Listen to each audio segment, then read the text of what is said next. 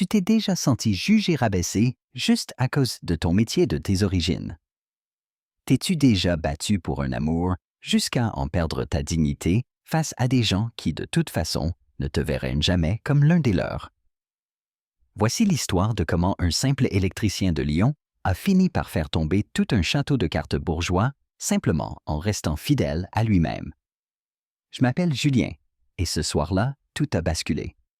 Je m'appelle Julien, j'ai 28 ans. J'étais fiancé à Camille, 26 ans. 2 ans d'amour, de projets, de compromis et d'illusions. Camille, c'était de la fille dont tant de mecs rêveraient une brillante, belle naturelle, un rire qui te fait tout oublier. On s'est rencontrés à la Villa des Glycines, là où elle louait son appart. J'étais venu réparer une installation électrique défectueuse. On a discuté rando ciné et le courant est passé tout de suite. Camille n'a jamais eu besoin de se maquiller. Elle avait ce truc qui t'apaise rien qu'en souriant. Mais sa famille, depuis le premier jour, j'ai compris que j'étais mal parti.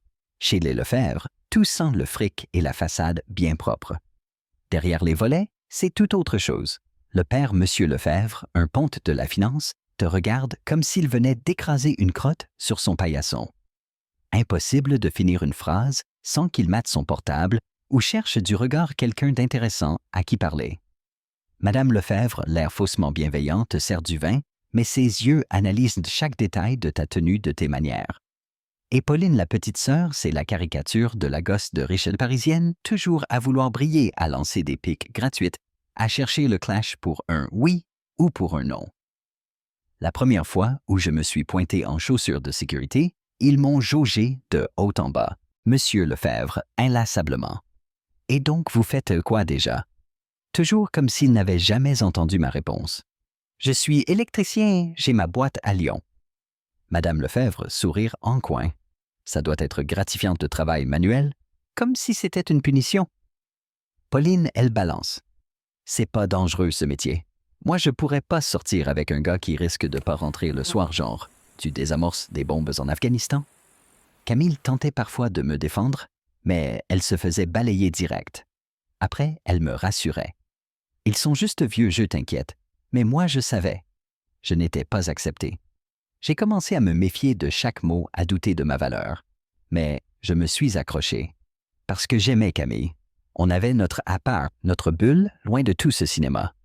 J'avais lancé mon entreprise, je commençais à avoir 2 gars sous mes ordres.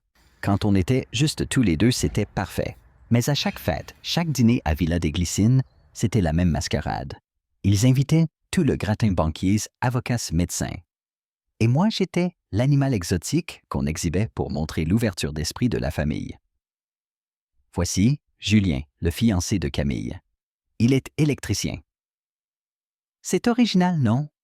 Toujours les mêmes questions débiles. T'as déjà pris un coup de jus, t'as pensé à reprendre tes études. Comme si mon métier c'était une solution provisoire en attendant de trouver un vrai boulot. Pourtant, je gagnais souvent plus que certains de ces costards cravates sans dette d'étudiant et j'aimais ce que je faisais. Mais si tu ne portes pas la chemise, t'es un sous-homme. Un jour, j'ai évoqué le chiffre d'affaires de ma boîte. Monsieur Lefebvre a éclaté de rire croyant à une blague. Quand il a compris que non, il a lâché. C'est respectable pour ce genre de secteur. Camille me disait. Ignore-les, ils ne pensent pas à mal. Mais au fond, j'ai commencé à me demander, est-ce que pour elle aussi, je ne serais jamais assez bien? Est-ce que j'étais juste un projet, un fixer-upper qu'on relookera un jour? Je me souviens avoir passé 3 week-ends à installer leur système domotique flambant neuf, leur faisant économiser plus de 15 000 €. Monsieur Lefebvre a agi comme si je lui rendais service en bossant gratis et n'a même pas dit merci. Il s'est juste plaint qu'un interrupteur n'était pas parfaitement aligné. J'ai failli exploser, mais Camille était là. Alors j'ai encaissé. Le pire, c'est que dès que quelque chose clochait à la villa, c'était moi qu'on appelait. Disjoncteur Julien. Internet Julien. Arrosage automatique Julien. Mais à table, mon métier, c'était à peine au-dessus des éboueurs pour eux. L'hypocrisie me rendait fou. Au bout d'1 an, j'ai vu Camille changer elle aussi. Elle glissait des remarques sur mes fringues, me suggérait de suivre des cours de gestion. Rien de méchant, mais tu sentais le venin s'installer. Elle hésitait à dire à ses amis ce que je faisais. Elle m'a offert des chemises trop classe pour moi. Petite chose, mais ça s'accumule. J'ai songé à partir plusieurs fois, mais je l'aimais. On avait des projets, acheter une maison, fonder une famille. Je ne suis pas du genre à lâcher à la première difficulté. J'ai persévéré. J'ai acheté des fringues plus chics pour leur dîner, appris la bourse, pour discuter avec M. Lefebvre, aider Mme Lefebvre, avec son portable ou son Mac. J'ai tout fait pour qu'il me trouve digne de Camille. Je me répétais que ça finirait par s'arranger, qu'ils verraient que j'étais un mec bien bosseur qui aimait sincèrement leur fille. Oui, j'ai été naïf, mais c'est ce qu'on fait quand on aime. On essaie même si la famille est imbuvable. Mais tout a basculé ce fameux vendredi soir lors d'un dîner à Villa des Glycines. Dès qu'on a franchi la porte, j'ai senti que quelque chose clochait. L'atmosphère était électrique, comme juste avant un orage. Madame Lefebvre était d'une gentillesse suspecte. Le repas commence comme d'habitude. Monsieur Lefebvre vante un deal à 7 chiffres.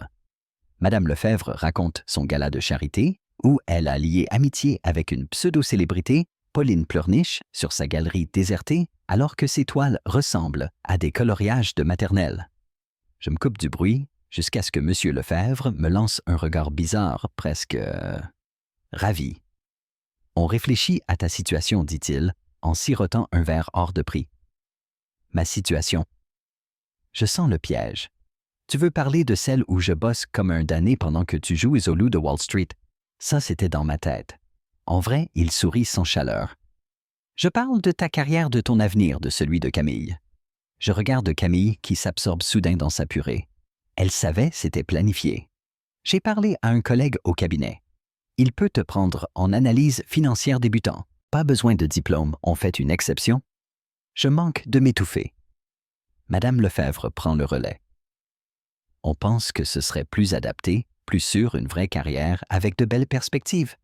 Quand elle dit électricien, c'est comme si elle disait éboueur. J'ai déjà un métier, je réponds calmement. Je dirige ma boîte, j'emploie 3 gars, j'ai des clients partout à Lyon. 20 fois que je le répète, mais ça leur entre par une oreille et ressort par l'autre. Pauline ricane. Mais tu veux vraiment grimper dans des greniers à 50 ans? C'est l'occasion de passer à la vitesse supérieure, de rejoindre le monde réel. Comme si toute ma vie pro n'était qu'un échauffement. On pense à vous deux, ajoute Madame Lefebvre sur un ton mielleux. Tu ne veux pas offrir à Camille la vie qu'elle mérite, golf, bonne fréquentation, résidence secondaire. Je regarde Camille attendant qu'elle me défende, qu'elle défende notre couple, nos rêves. Elle finit par parler, mais pas pour moi, chérie, tu devrais y réfléchir. Maman m'en parle depuis un moment, et c'est logique. Tu ne veux pas qu'on soit à l'aise. Et là, j'ai compris. Elle était dans le coup. Elle ne se battait pas pour moi ni pour nous. Elle préparait déjà ses valises pour une vie où je n'avais jamais eu ma place. Il lui avait retourné le cerveau et elle avait lâché prise. Toutes nos discussions sur le soutien, l'amour inconditionnel. Parties enfumées. Dès que papa lui a promis le faste, auquel elle a toujours été habituée, Monsieur Lefebvre se penche prêt à frapper fort. Soyons honnêtes. Tu resteras toujours l'exception dans cette famille avec ton métier. Quand nos amis demandent ce que fait le fiancé de notre fille et qu'on répond électricien, tu vois le tableau? Franchement, on n'a pas besoin d'un électricien dans la famille. Il nous faut quelqu'un qui corresponde à notre univers. J'allais répondre, mais Madame Lefebvre assène le coup final. On n'a pas besoin de toi tel que tu es. Tu es un obstacle à ce que Camille pourrait avoir avec le bonhomme. Celui qui peut lui offrir la vie à laquelle elle a été habituée. Silence de mort. On entendait la vieille horloge du couloir. Mon cœur battait dans mes tempes. Stupéfait, je me suis dit, ils viennent vraiment de dire ça en face. Donc si je comprends bien, j'ai répondu. Vous voulez que je plaque la boîte que j'ai bâtie de zéro depuis 6 ans pour aller faire le larbin chez papa? Parce que mon boulot vous fout la honte, Monsieur Lefebvre, offusqué. C'est une opportunité, jeune homme. Tu sais combien rêverais d'intégrer notre cabinet? On essaie de t'aider. M'aider en me disant que je ne suis pas assez bien, que mon métier ne vaut rien? Faut pas être susceptible, lance Pauline. Si tu veux faire partie de cette famille, il y a certains standards. Je les regarde tous les 3 me détaillant comme une œuvre de charité. Camille fuit mon regard. Et toi, je demande à Camille. C'est ça que tu veux, que je renonce à tout ce que j'ai construit pour devenir un employé modèle, histoire que tes parents n'aient pas honte en société? Elle soupire comme si c'était moi le problème. C'est pas renoncer, c'est évoluer. Ce serait bien pour nous, pour nos enfants. Tu ne veux pas leur offrir le meilleur. Là, j'ai pigé que ce n'était pas une lubie.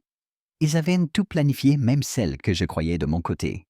Mon avenir, ils l'avaient déjà décidé sans moi. Quelque chose s'est brisé en moi. 2 ans à m'humilier, à ravaler ma fierté, à tolérer leurs pics, leurs conseils, leurs regards de travers. 2 ans à réparer leur baraque gratis pendant qu'ils me méprisent.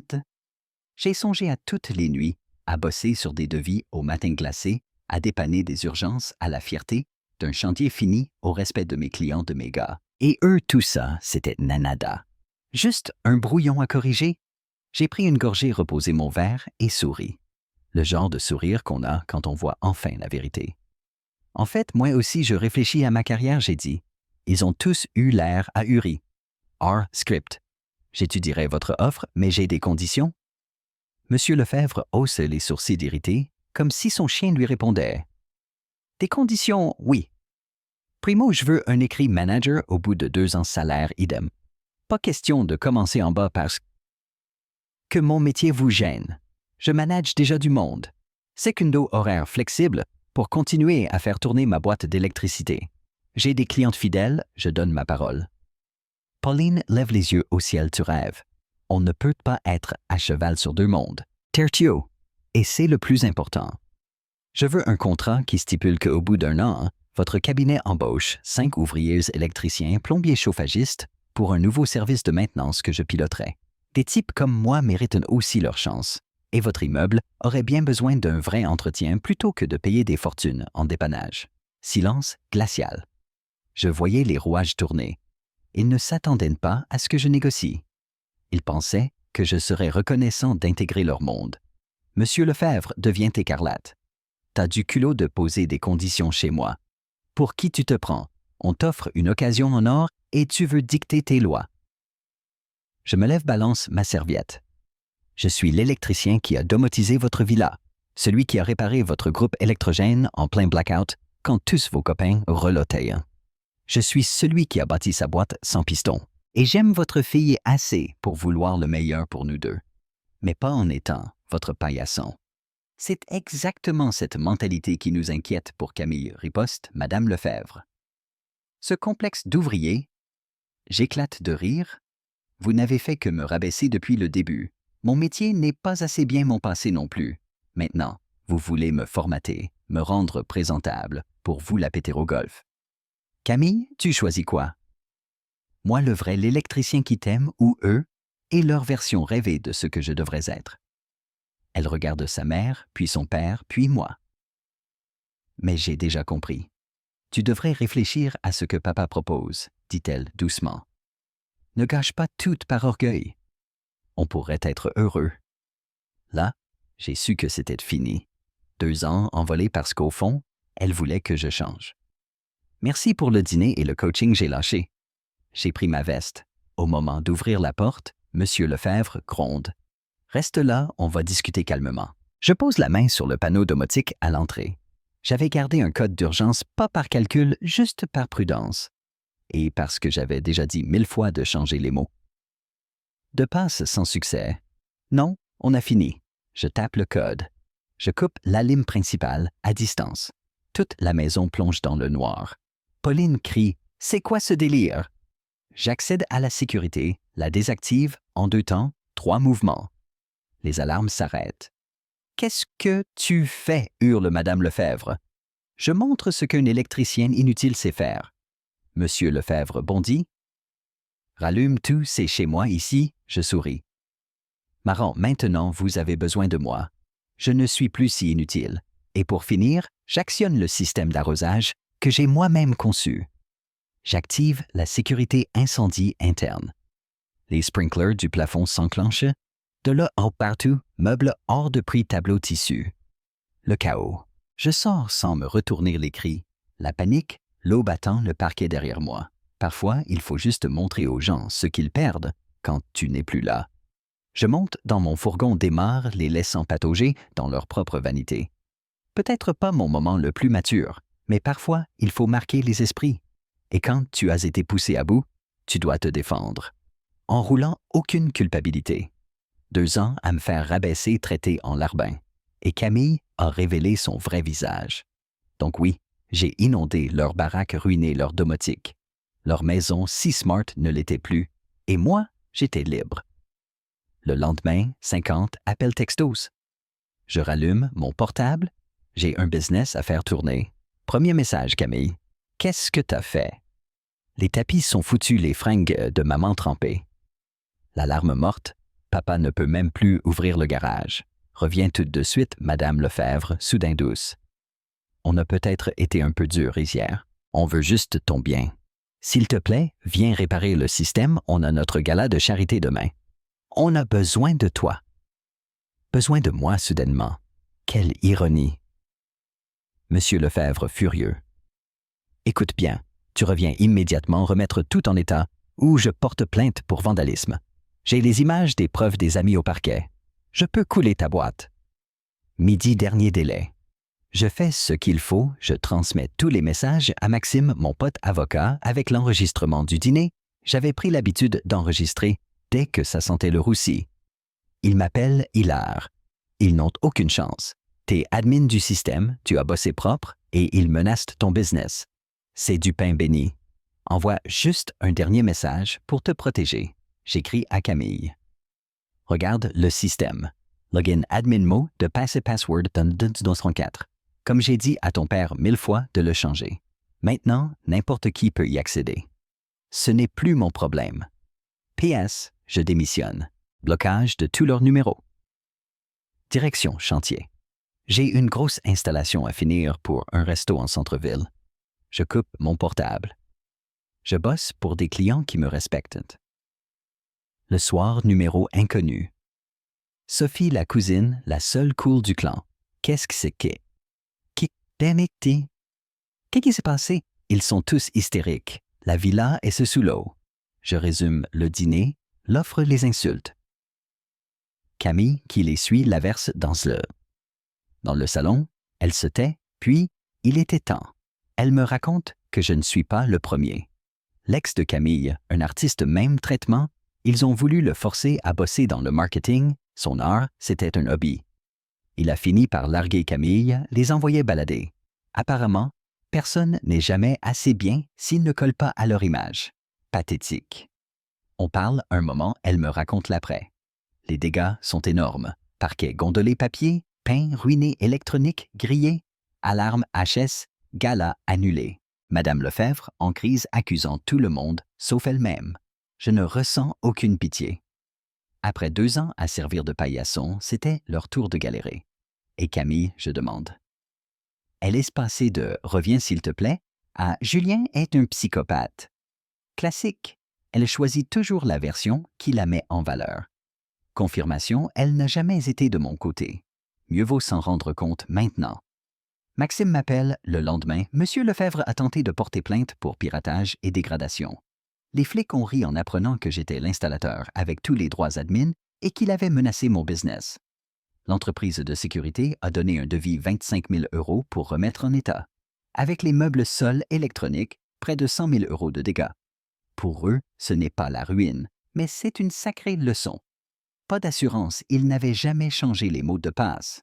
Négligence avérée. Ce soir-là, je sors avec des amis, je raconte tout, on rigole pour la première fois depuis des semaines. Un chapitre se ferme, un autre s'ouvre. Cette fois, c'est moi l'auteur. Le lendemain, mail d'un collègue de M. Lefebvre, pas celui qui m'avait proposé le poste.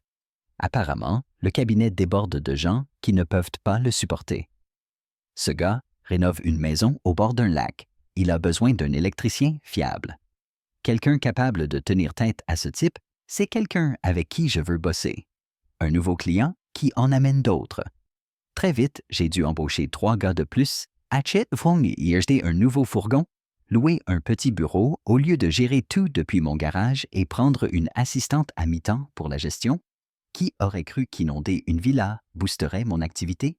Je n'ai plus eu de nouvelles directes de Camille ou de sa famille, mais les bruits de couloir continuent. Ils ont dû refaire tout le rez-de-chaussée. Le marbre italien mauvais ménage avec l'eau.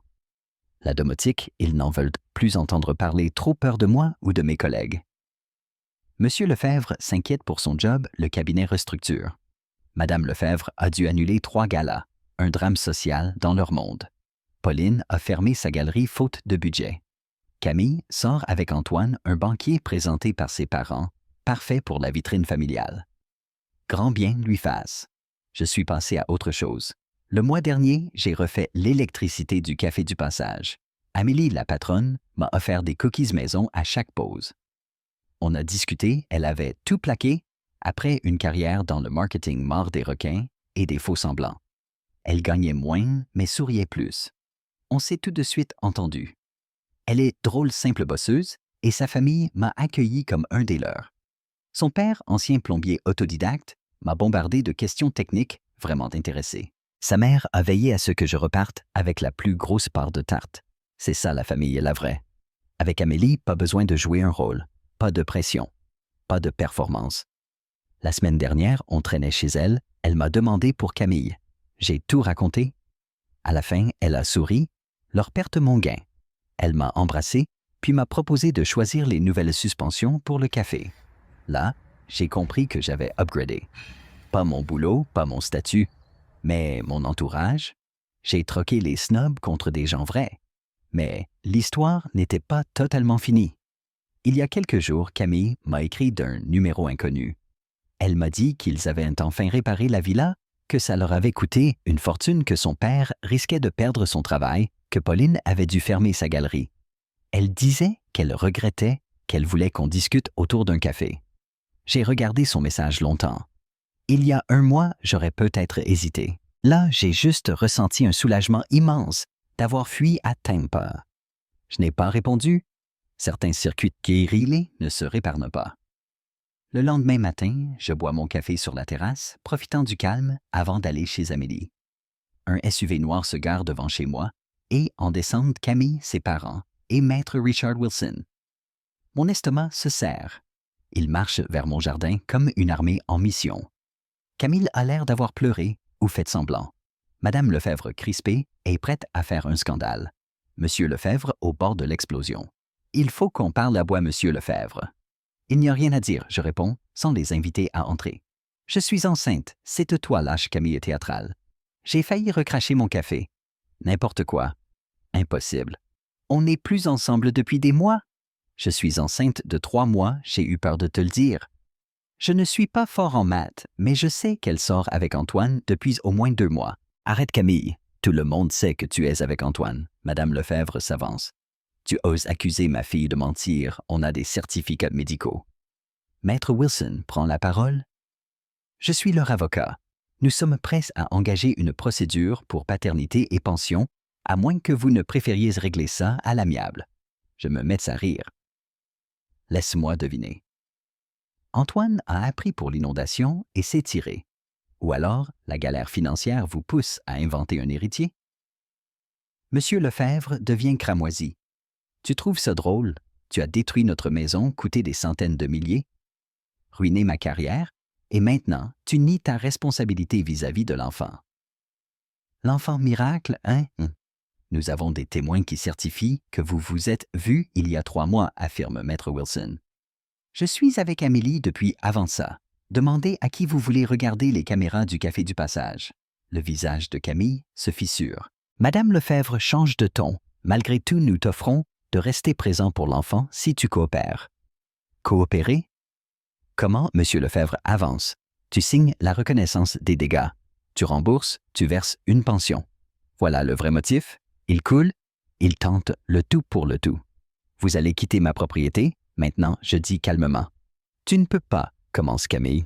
Si, et j'enregistre tout depuis votre arrivée. Donc, pour être clair, je sais que ce n'est pas possible. On fera un test ADN dès la naissance.